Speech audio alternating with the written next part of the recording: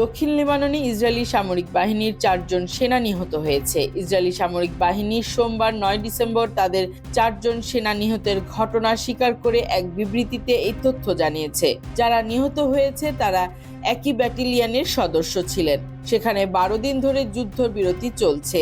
এদিকে 4 সেনা নিহতের ঘটনার আগে গত শনিবার সকালে লেবাননের বিদ্রোহী গোষ্ঠীরা জানায় তারা এর আগে ইয়েমেন থেকে ইসরায়েলে ক্ষেপণাস্ত্র হামলা চালিয়েছিল, কিন্তু ইসরায়েলি সামরিক বাহিনী জানায় ওই ক্ষেপণাস্ত্রটি ইসরায়েলি ভূখণ্ডের প্রবেশের আগে বিমান বাহিনী সেটিকে ধ্বংস করেছে। স্থানীয় সময় শনিবার সকালে ওই হামলা চালানো হয়। তবে ইসরায়েলি সামরিক বাহিনী এই ঘটনা সম্পর্কে আর কোনো তথ্য দেয়নি। ক্ষেপণাস্ত্রের ধরন, এটি কতদূর পর্যন্ত আসতে সক্ষম হয়েছে বা এটি কোন এলাকায় ধ্বংস করা হয়েছে এসব বিষয়ে কিছুই জানানো হয়নি।